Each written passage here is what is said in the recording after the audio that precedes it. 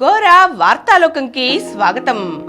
ఈనాటి ముఖ్యాంశాలు: విజయవాడ నగరానికి స్వచ్ఛ సర్వేక్షణ్ 6వ ర్యాంకు, కిసాన్ డ్రోన్స్ వచ్చేశాయి, క్లీన్ సిటీలలో విశాఖకు 4వ స్థానం, అంబేద్కర్ స్మృతివనం తుది దశ ఏర్పాట్లు పూర్తి, రాష్ట్రంలో ఒంటరి పోరుకు బీజేపీ సిద్ధం, మార్చ్ఖండ్లో రికార్డు స్థాయి విద్యుత్ ఉత్పత్తి, ఏపీలో 3 రైళ్ల గమ్యస్థానాల పొడిగింపు, తైవాన్లో త్రిముఖం, మాల్దీవుల్లో విదేశీ జోక్యాన్ని వ్యతిరేకిస్తున్నాం చైనా, 31 నుంచి పార్లమెంట్ బడ్జెట్ సమావేశాలు, ఢిల్లీలో భూ ప్రకంపనలు, లైంగిక వేధింపుల ఆరోపణలు, నేపాల్ బుద్ధభాయ్ అరెస్ట్,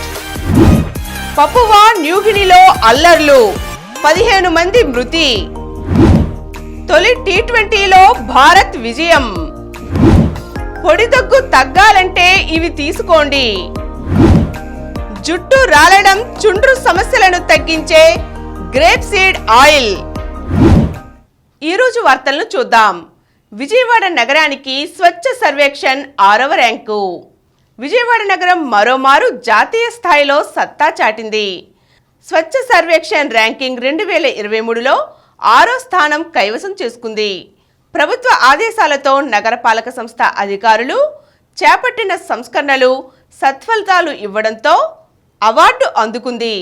నగరంలోని 64 డివిజన్లలో నుంచి వచ్చే 550 మెట్రిక్ టన్నుల వ్యర్థాలను సమర్థంగా నిర్వహించడంతో 286 వార్డు సచివాలయాల పరిధిలో రోజు ఇంటింటి నుంచి చెత్తను సేకరించడం, అన్ని రహదారులను శుభ్రం చేయటం, మురుగునీటి శుద్ధికి ఎస్టీపీల సమర్థ నిర్వహణ, అర్బన్ గ్రీనరీ, కాలుష్య నియంత్రణను సమర్థంగా నిర్వహించడంతో ర్యాంకును సాధించింది. ఏటా కేంద్ర పట్టణాభివృద్ధి శాఖ స్వచ్ఛ సర్వేక్షణ్ అవార్డులను service level progress, garbage free city, citizens voice కేటగిరీలలో నగరాల పనితీరు ఆధారంగా ఇస్తుంది. క్లీన్ సిటీలలో విశాఖకు 4వ స్థానం. కేంద్ర ప్రభుత్వం ప్రకటించిన స్వచ్ఛ సర్వేక్షణ్ 2023 ర్యాంకుల్లో ఆంధ్రప్రదేశ్కు అవార్డుల పంట పండింది. జాతీయ స్థాయిలో 5 స్టార్ రేటింగ్స్తో 4 కార్పొరేషన్లు క్లీన్ సిటీ అవార్డులను సొంతం చేసుకుని దక్షిణ భారతదేశంలో ఆంధ్రప్రదేశ్ నెంబర్ 1గా నిలిచింది. దేశంలో అత్యుత్తమ నగరాలుగా గ్రేటర్ విశాఖ, విజయవాడ, తిరుపతి, గుంటూరు నగరపాలక సంస్థలు ఈ అవార్డులు దక్కించుకున్నాయి. ముఖ్యంగా గ్రేటర్ విశాఖపట్నం మున్సిపల్ కార్పొరేషన్కు ఆల్ ఇండియా 4వ ర్యాంకు, విజయవాడ మున్సిపల్ కార్పొరేషన్కు 6వ ర్యాంకు, తిరుపతి మున్సిపల్ కార్పొరేషన్కు 8వ ర్యాంకు లభించగా హైదరాబాద్ 9, ఇండోర్ మొదటి స్థానంలో నిలిచాయి. అలాగే ఫాస్ట్ మూవింగ్ సిటీ విభాగంలో గుంటూరు మున్సిపల్ కార్పొరేషన్కు 2వ ర్యాంక్ లభించింది. ఇక సీఎం వైఎస్ జగన్ నియోజకవర్గమైన పులివెందులకు clean city of AP award లభించింది. అలాగే చెత్తరహిత నగరాలలో 5 స్టార్ రేటింగ్ను విశాఖ సాధించింది. కిసాన్ డ్రోన్స్ వచ్చేశాయి. సాగులో కూలీల వెతలకు చెక్ పెట్టడమే కాకుండా తగిన మోతాదులో ఎరువులు, పురుగు మందుల పిచికారీ చేయడం ద్వారా సాగు ఖర్చుల్ని తగ్గించే ప్రధాన లక్ష్యంతో ఏపీ ప్రభుత్వం ఆర్బీకే స్థాయిలో డ్రోన్స్ ఏర్పాటు దిశగా అడుగులు వేస్తోంది. ఇందుకోసం ఆర్బీకే స్థాయిలోని సిహెచ్సిలలో రైతులు, నిరుద్యోగ యువతకు ఉచితంగా డ్రోన్ పైలట్ శిక్షణ కూడా ఇస్తోంది. ఏపీ బాటలోని ఇఫ్కో కిసాన్ డ్రోన్స్ను అందుబాటులోకి తీసుకువస్తోంది. తొలి దశలో దేశవ్యాప్తంగా 2500 డ్రోన్లను వినియోగంలోకి తీసుకురావాలని ఇఫ్కో సంకల్పించింది. ఆంధ్రప్రదేశ్కు 160 డ్రోన్స్ ఇవ్వాలని నిర్ణయించగా ఇప్పటికే 70 డ్రోన్లు, ఎలక్ట్రిక్ వాహనాలను అందించింది. మార్చి నెలాఖరు నాటికి మిగిలిన యూనిట్లను కూడా ఇది విడుదల చేయనుంది. అంబేద్కర్ స్మృతివనం తుది దశ ఏర్పాట్లు పూర్తి. విజయవాడలో ఈ నెల 19న అంబేద్కర్ స్మృతివనం ప్రారంభోత్సవానికి సిద్ధమవుతోంది. పీడబ్ల్యూడీ గ్రౌండ్స్లో శరవేగంగా ఏర్పాట్లు జరుగుతున్నాయి. అంబేద్కర్ స్మృతివనం విగ్రహ ఏర్పాటుకు ప్రభుత్వం 400 కోట్లు వెచ్చించింది. విజయవాడ కమిషనర్ స్వప్నిల్ దినకర్ పుణ్కర్ ఆధ్వర్యంలో ఈ నెల 19న సీఎం జగన్ చేతుల మీదుగా అంబేద్కర్ 125 అడుగుల విగ్రహాన్ని ఆవిష్కరించేందుకు ఏర్పాట్లు తుది దశకు చేరుకున్నాయి. రాష్ట్రంలో ఒంటరి పోరుకు బీజేపీ సిద్ధం. రాష్ట్రంలో ఈసారి కూడా ఒంటరిగానే పోటీ చేసేందుకు భారతీయ జనతా పార్టీ ప్రయత్నాలు ప్రారంభించింది. రాష్ట్రంలోని 175 అసెంబ్లీ, 25 లోక్సభ స్థానాల నుంచి పార్టీ తరపున పోటీ చేసేందుకు ఆసక్తి ఉన్న అభ్యర్థుల జాబితాను సేకరించడం మొదలుపెట్టింది. జాతీయ పార్టీ నేతల నుంచి వచ్చిన ఆదేశాల మేరకు రాష్ట్ర పార్టీ హడావిడిగా అభ్యర్థుల వివరాల సేకరణ ప్రారంభించింది. ఇందుకోసం జిల్లాకు ముగ్గురేసి పార్టీ నాయకులతో కమిటీలను ఏర్పాటు చేసి గురువారం నుంచే జిల్లాలకు పంపింది. ఈ కమిటీలు శుక్రవారం కూడా జిల్లాలోనే మకాం వేసి అసెంబ్లీ, లోక్సభ స్థానాల వారీగా అభ్యర్థుల బయోడేటాలు సేకరిస్తారు. నియోజకవర్గాల వారీగా పార్టీ ఎన్నికల కమిటీలను నియమించే బాధ్యతను ఈ ముగ్గురు సభ్యుల కమిటీలకే అప్పగించారు. ఏపీలో 3 రైళ్ల గమ్యస్థానాల పొడిగింపు. ఏపీలోని పలు గమ్యస్థానాలకు అదనపు ప్రయాణ సౌకర్యాన్ని అందించేందుకు దక్షిణ మధ్య రైల్వే పరిధిలో 3 రైళ్ల సర్వీసుల గమ్యస్థానాలను రైల్వే శాఖ పొడిగించింది. వీటిలో గుంటూరు విశాఖ రైలు విశాఖ విజయవాడ గుంటూరు మీదుగా ప్రయాణిస్తోంది. వీటిలో నర్సాపూర్ హుబ్లీ రైలు గుడివాడ కైకలూరు ఆకివీడు భీమవరం టౌన్ భీమవరం పాలకొల్లు స్టేషన్ల మీదుగా ప్రయాణిస్తుందని తెలిపారు. నంద్యాల రేణిగుంట రైలు ఒంటిమిట్ట నందలూరు రాజంపేట ఓబులవారిపల్లి కోడూరు కుంభాలపల్లె స్టేషన్ల మీదుగా ప్రయాణిస్తుందని వివరించారు. ఈ రైళ్ల సర్వీసులను ఈరోజు కేంద్ర మంత్రి జి కిషన్ రెడ్డి ప్రజా ప్రతినిధుల సమక్షంలో గుంటూరు రైల్వే స్టేషన్లో జెండా ఊపి ప్రారంభించారు. మాచ్ఖండ్లో రికార్డు స్థాయి విద్యుత్ ఉత్పత్తి. ఆంధ్ర, ఒడిశా సరిహద్దు ప్రాంతంలో ఉన్న మాచ్ఖండ్ జల విద్యుత్ కేంద్రంలో రికార్డు స్థాయిలో 88.627 మిలియన్ యూనిట్ల విద్యుత్ ఉత్పత్తి జరిగింది. తరచూ జనరేటర్ల మరమ్మతులతో సతమతమయ్యే ఉద్యోగులు ఏడాది కాలంగా తీవ్రంగా శ్రమించి ఈ ప్రాజెక్టును గాడిలో పెట్టారు. విద్యుత్ ఉత్పత్తికి అవసరమయ్యే ఈ ప్రాజెక్టులో 6 జనరేటర్లు ఉన్నాయి. 3 జనరేటర్ల నుంచి 51 మెగావాట్లు, మరో 3 జనరేటర్ల నుంచి 118 మెగావాట్ల విద్యుత్ ఉత్పత్తి అవుతోంది. 66 ఏళ్లుగా ఈ విద్యుత్ కేంద్రం నుంచి ఉత్పత్తి జరుగుతున్న పురాతన యంత్రాలు కావడంతో పూర్తి స్థాయి ఉత్పత్తి జరగలేదు. ఈ సమస్యలతో స్టేషన్ 5 సార్లు షట్ డౌన్ అయ్యేసరికి దీనిపై ప్రాజెక్ట్ ఎస్ఈ, డిఈఈలు, ఏఈఈలు దృష్టి పెట్టారు. ఉద్యోగులు, సిబ్బంది సహకారంతో తీవ్రంగా శ్రమించి ప్రాజెక్టును గాడిలో పెట్టారు. దీని ఫలితమే గత ఏడాది డిసెంబర్లో రికార్డు స్థాయి విద్యుత్ ఉత్పత్తి జరిగింది. ఢిల్లీలో భూ ప్రకంపనలు. దేశ రాజధాని ఢిల్లీతో పాటు ఉత్తరాది రాష్ట్రాలలో భూ ప్రకంపనలు చోటు చేసుకున్నాయి. గురువారం మధ్యాహ్నం రిక్టర్ స్కేలుపై భూకంప తీవ్రత 6.1గా నమోదయ్యింది. భూకంప కేంద్రం పాకిస్తాన్, ఆఫ్ఘనిస్తాన్ సరిహద్దుల్లోని హిందూకుష్ ప్రాంతంలో ఉంది. దీంతో దేశ రాజధానితో పాటుగా పంజాబ్, చండీగఢ్, జమ్మూ కాశ్మీర్ సహా ఉత్తరాది రాష్ట్రాలలో కొద్దిసేపు భూమి కంపించింది. పాక్లోని లాహోర్, ఇస్లామాబాద్, ఖైబర్ పఖ్తువా సహా పలు ప్రాంతాలలో భూమి కంపించింది. ఈ నెల 31 నుంచి పార్లమెంట్ బడ్జెట్ సమావేశాలు. పార్లమెంట్ బడ్జెట్ సమావేశాలు ఈ నెల 31 నుంచి ప్రారంభం కానున్నట్లుగా ప్రభుత్వ వర్గాలు పేర్కొన్నాయి. 31న ప్రారంభం కానున్న పార్లమెంట్ సమావేశాలు ఫిబ్రవరి 9 వరకు కొనసాగనున్నాయని సమాచారం. సమావేశాల తొలి రోజు ఉభయ సభలను ఉద్దేశించి రాష్ట్రపతి ద్రౌపది ముర్ము ప్రసంగించనున్నారు. తరువాతి రోజు ఫిబ్రవరి 1న ఆర్థిక మంత్రి Nirmala Sitharaman vote on account బడ్జెట్ను సభలో ప్రవేశపెడతారు. ప్రస్తుత బీజేపీ ప్రభుత్వానికి ఇది చివరి బడ్జెట్. దీంతో కొత్త ప్రభుత్వం ఏర్పడే వరకు అవసరమైన ఖర్చులకు పార్లమెంట్ ఆమోదం తీసుకునేందుకు ఓట్ ఆన్ అకౌంట్ బడ్జెట్ను ప్రవేశపెట్టనున్నారు. ఎన్నికల అనంతరం అధికారంలోకి వచ్చే ప్రభుత్వం తిరిగి పూర్తిస్థాయి బడ్జెట్ను ప్రవేశపెట్టడం ఆనవాయితీగా వస్తోంది.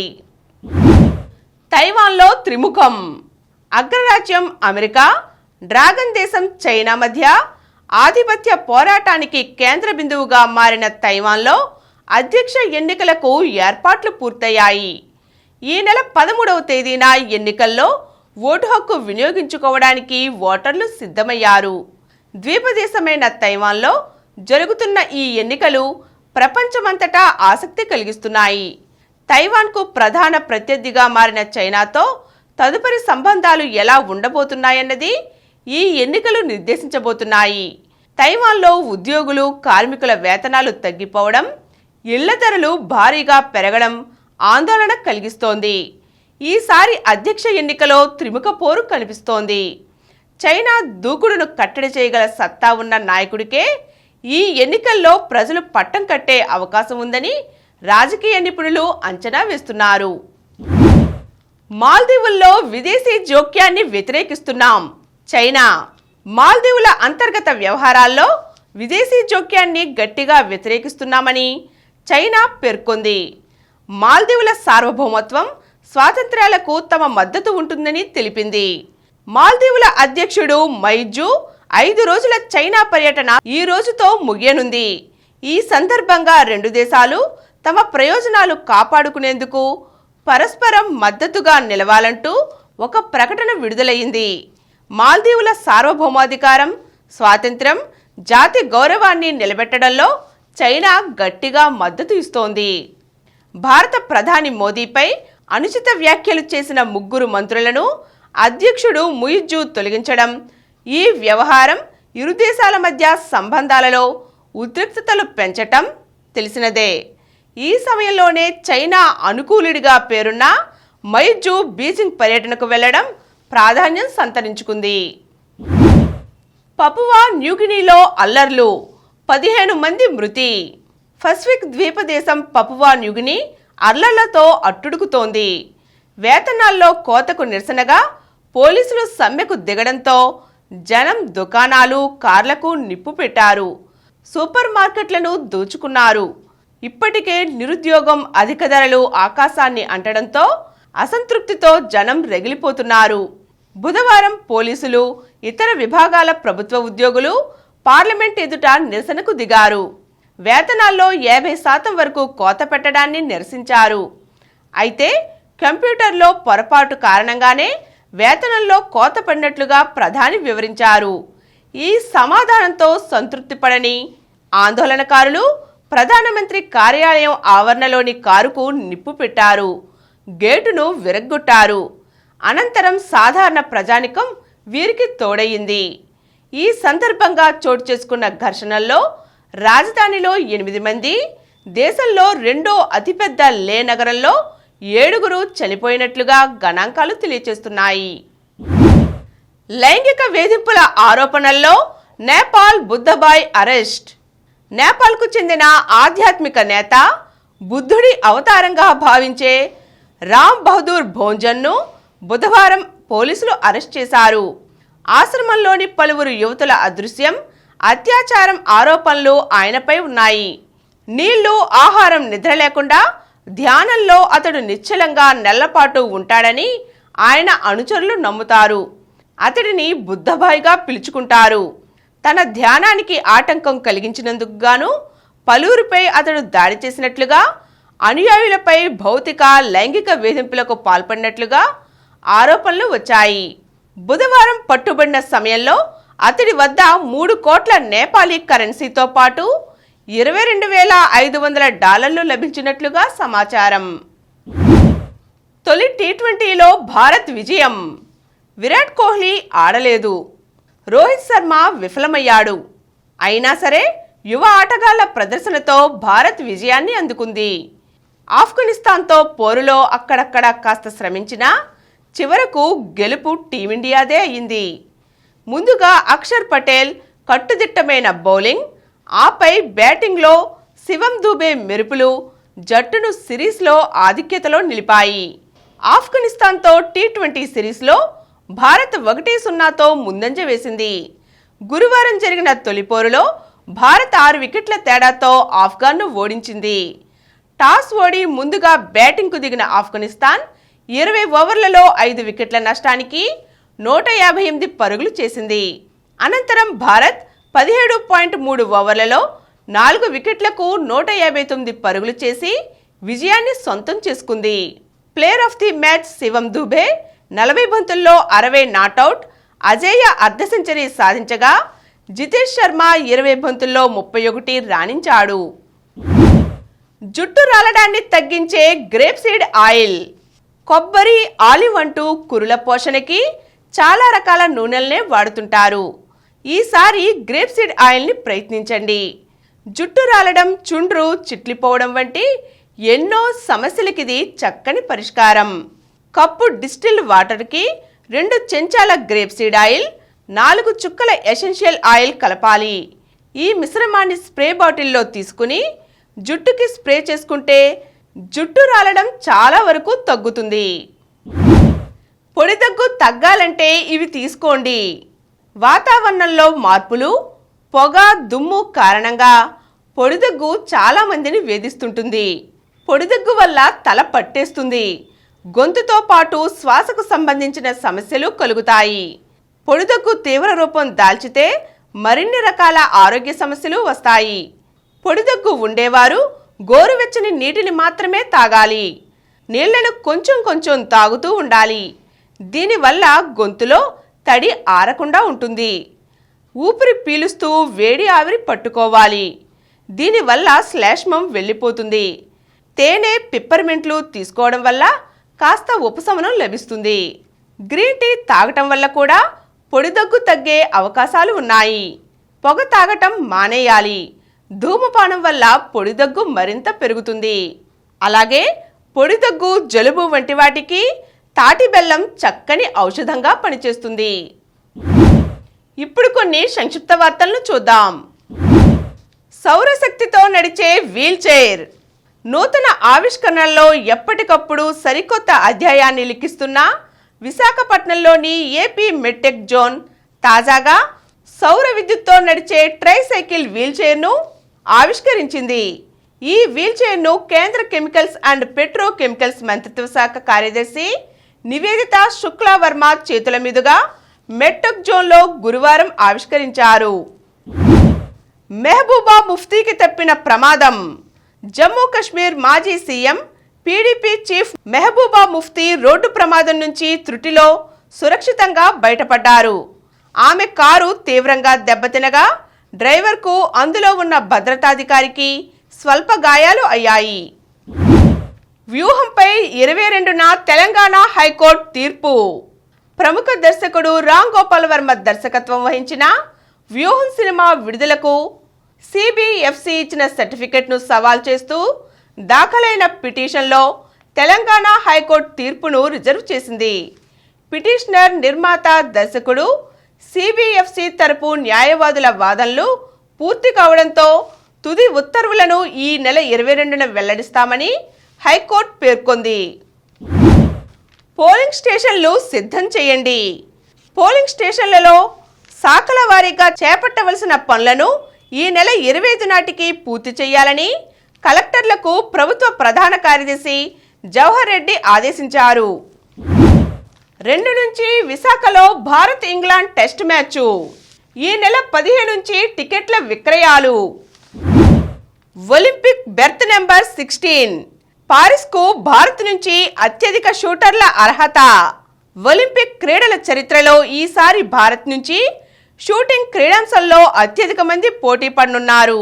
2020 టోక్యో ఒలింపిక్స్కు భారత్ నుంచి అత్యధికంగా 15 మంది షూటర్లు ఎంపిక కాగా ఈసారి ఆ సంఖ్య 16కు చేరుకుంది.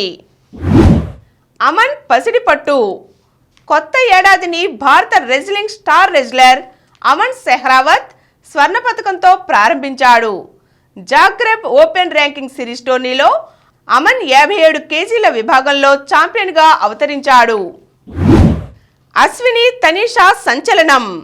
Malaysia open world tour super 1000 badminton టోర్నీలో అశ్విని పొన్నప్ప, తనీషా కాస్ట్రో జోడీ సంచలనం సృష్టించింది. గురువారం జరిగిన మహిళల డబుల్స్ ప్రీ క్వార్టర్ ఫైనల్లో ప్రపంచ 24వ ర్యాంక్ ద్వయం అశ్విని తనిషా, ప్రపంచ 9వ ర్యాంక్ జంట వకానా నాగాహర మాయో మత్సుమిటోపై గెలిచింది. నేటి నుంచి ఆసియా కప్ ఫుట్బాల్ టోర్నీ. ప్రతిష్టాత్మక ఆసియా కప్ ఫుట్బాల్ టోర్నీ ఈరోజు ఖతర్ రాజధాని దోహాలో మొదలవుతోంది. 24 జట్లు పోటీ పడుతున్న ఈ మెగా టోర్నీ ఫిబ్రవరి 10 వరకు జరుగుతుంది. మరిన్ని వార్తా విశేషాలతో రేపటి గోరా వార్తాలోకంలో కలుద్దాం. Thank you.